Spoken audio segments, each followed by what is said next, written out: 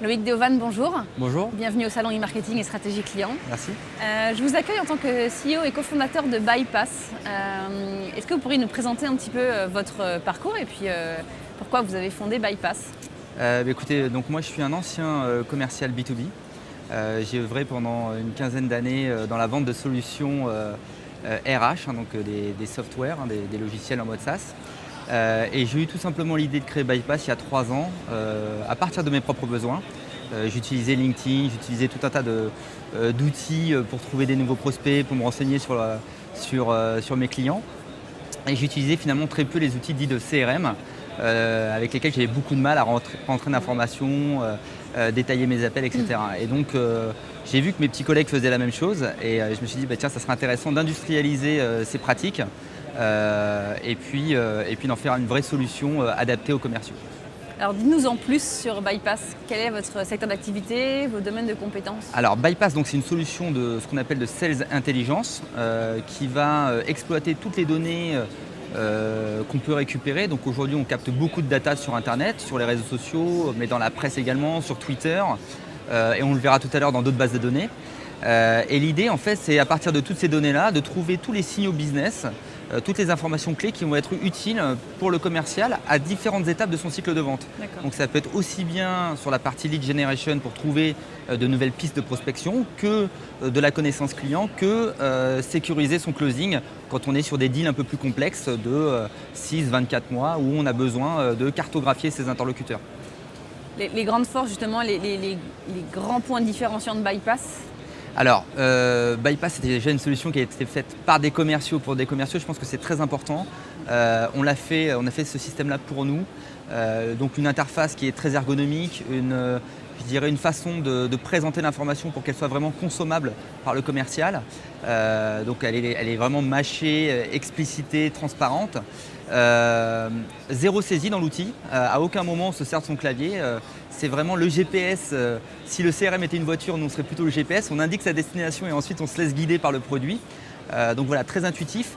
Et puis bien évidemment derrière il y a beaucoup de technologies, ce qu'on appelle des algorithmes, du machine learning, qui va permettre justement en coulisses de faire en sorte que le produit soit le plus fluide et le plus intelligent possible. Alors vous vous adressez, vous avez dit des commerciaux pour des commerciaux. Qui sont vos principaux clients? En tout cas, quelles sont les typologies de clients que vous avez? À qui vous vous adressez? Alors aujourd'hui, on s'adresse vraiment à toutes les entreprises qui font du B2B, donc qui vendent à d'autres entreprises, tous les commerciaux B2B, tout secteur d'activité. Alors bien évidemment, on a une préférence étant issu du monde de l'IT. Donc c'est vrai que toutes les entreprises qui sont dans ce domaine-là, IT, high-tech, médias, Internet, sont plus particulièrement friands de ce type de solution. Mais on équipe aussi des entreprises dans l'industrie, dans le service, donc vraiment dans tout type de secteur. Aussi bien des TPE que des très très grands comptes, aussi bien en France qu'à l'international. D'accord. Et quels sont les exemples d'insights qu'ils ont pu pour les raisons pour lesquelles ils vous ont appelé, leur demande?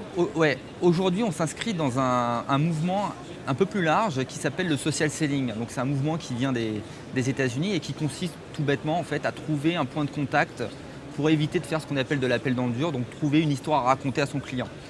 Et là, l'exploitation du big data prend tout son sens. Donc nous, on s'inscrit dans ce mouvement-là, un mouvement qui est, porté par des changements de comportement au niveau des commerciaux.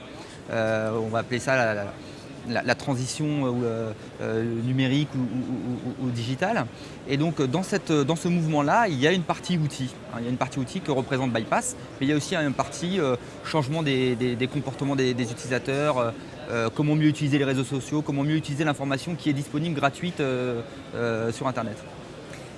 Vous avez d'ailleurs vous faites beaucoup de développement, vous avancez sur pas mal de projets en même temps, mais il y a un très beau partenariat qui vient d'arriver là chez Bypass. Oui, tout à fait. Donc on est fiers de l'annoncer à l'occasion du salon. On a signé la semaine dernière un partenariat stratégique avec la société Compass, donc société qui est reconnue dans le monde entier, qui est présente dans 60 pays aujourd'hui. Et qui va nous permettre en fait d'avoir accès à l'ensemble des datas Compass, donc qui sont des datas beaucoup plus structurées que, on va dire, les datas sauvages que nous on capte sur Internet, et qui va nous permettre vraiment d'apporter à nos clients vraiment le meilleur des deux mondes, c'est-à-dire une data web mise à jour en temps réel par les internautes, ce qu'on appelle le crowd computing, et une data très structurée, mise à jour par des personnes qualifiées et beaucoup plus centrée aussi sur les sociétés. Donc voilà, on est très heureux de ce partenariat-là. Sur la partie data et sur la partie également réseau de distribution, ça va permettre à Bypass de sortir très rapidement de ses frontières puisqu'on va être distribué par l'ensemble du réseau Compass, encore une fois présent dans plus de 50 pays. Donc pour nous, c'est une vraie opportunité. Il y a d'autres projets 2016?